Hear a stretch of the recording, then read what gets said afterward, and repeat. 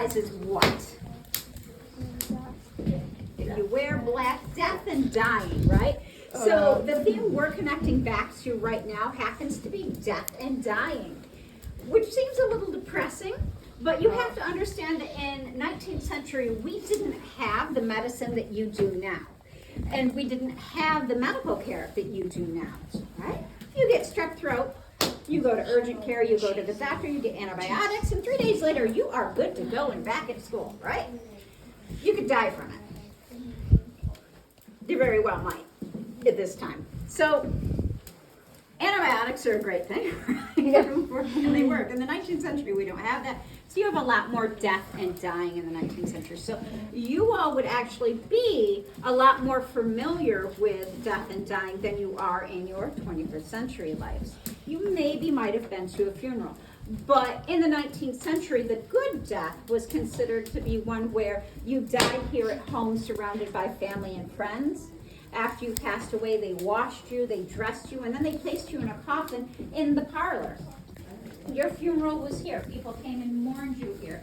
And then you were put on a wagon, driven to the cemetery, buried, and your family was back out the other end. That's because they had the superstition that they didn't want the spirits to follow them back home. That's why even today, if you go to a cemetery, you go in one entry, you go out the other, right? There's no way to turn around or anything like that. Ever wonder why there's one lane the whole way through? That's why. Weird, huh? So, is there a question? Go ahead. Why are these paintings covered in Excellent question. There were a lot of superstitions surrounding death and dying in the 19th century. A lot of superstitions about everything, honestly. But the reason why the portraits are covered is because you didn't want the spirit of the deceased to look up and feel grief-stricken that they were leaving their loved ones behind. So you covered the portraits so they couldn't see them. So that way they'd be encouraged to move on and not feel guilty, and they wouldn't stick around and haunt you. Right? We don't want that to happen either. So a lot of you drape things in black. Clocks were stopped at the hour and time of death to let people who visited know what time they had passed away. That way they wouldn't have to ask uncomfortable questions. How did they die? When did they die? Things like that. They stopped the clock. Strewn things with black. Flowers would surround your coffin, not because of it looking pretty, which of course it does, and it's a tradition we still do today. We send flowers when someone passes, but because you smelled, right? After a day or two, decay sets in, and you start to not smell so good. And that's why you were also buried rather quickly. At this time, yes, we had embalming, right? Which preserves the body. But we didn't often use it yet. It wasn't that popular until after the Civil War. When the Civil War happened, you had a lot more men being killed farther away from home. So there were camp embalmers who followed the troops, and they would, if you could pay, embalm the body and send it back home to family where they would bury you. So after the Civil War, embalming became more popular because they were more familiar with it. And with that popularity came the idea of, hey, what if we had an embalmer who lived in town in a house and he just took care of the washing and the dressing and the embalming, the whole 9 yards. And hey, he could throw the funeral too. And thus that became a funeral home. And that's where you send bodies now. They go to a funeral home, you have the funeral there rather than here at home. Now, with that, people took one look at the parlor and they're like, wow, that is a room that is kind of depressing. I remember when Grandma and Grandpa and Cousin Bertha and whomever died and were having their funeral there. It's just a depressing room. We don't really want to think about that. We want to change the name so that we're reminded of the happier times and things that we do and how we, I don't know, actually live in it. So the parlor became known now as the living room. So yep, your living room. So that's why you have living rooms instead of parlors today.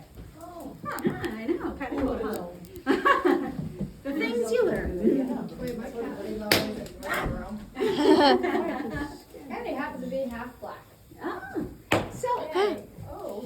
What's popping? It's popping like popcorn. If you have any questions about death, dying, or anything, feel free to ask. You can look around the house. Make sure to check out the coffin on your way out if you didn't get to see it. What? Yes, it's a coffin. It's not a plain table. I have a lot of people there. It's a table. Wait till we leave, it's Yep, just on the way Yeah, out. it's just a small area, so you'll probably have to go just a few people. It's kind of awkwardly placed, I admit.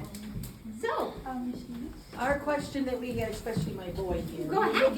You're looking at your kitchen area. good. We love the idea of those pots with the stands, thank you. Yep. The stands on them. Mhm. Was there a reason for the stands, because it was so hot?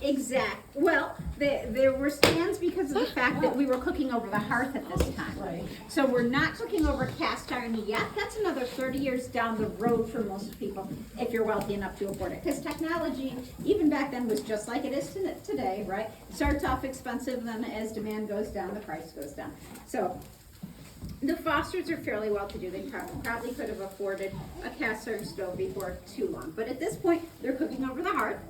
And they're all on legs or there are stands because they have to cook over the coals and they don't want to put them directly on the coals and ruin the pots. So they would put it right in there. Yeah. I was thinking it was over on the rack. Yeah.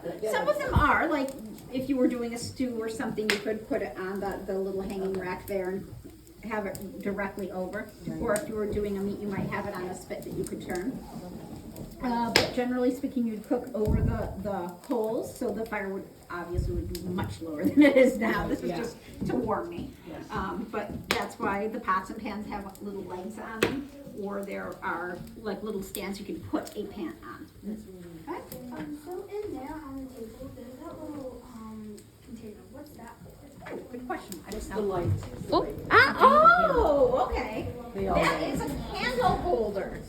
So you'd put a candle inside and you would, just like this, you put a candle inside and you could use it to light your way. Because remember, this time you can't just flick on a light. And this is before gas in the later part of the century, so we were using candles. The glass ones, are those also candle holders? Those are also candle holders. These are just more fancy. So I probably would, well, I might see them. This would be the dining room. So I might see them in the dining room, but it would be a little more careful with them. I could have used these guys a couple hours ago when I was building the fire. Could have just, could have just Glad you have go one for there. it. It's very There are, I am one of the lucky ones who can have a fire in their house, so. You've seen 3 of them so far. So Yeah. there you go. So, yeah, I know a few people who, they have heat in their houses. So they might be adjusting that thermostat today, but it is an unusual spring where we usually don't have to have fires this No, late, that's- but yeah. it's a different one. Stop barking. This one has with libertynewsroom.com. It's just the water inside the wood Yep. that expands And it goes pops. somewhere. Yep, Just like popcorn. yeah, it's been kind of a damp spring, so we get a lot of that. We have one more question. And like, I was like, by the bed,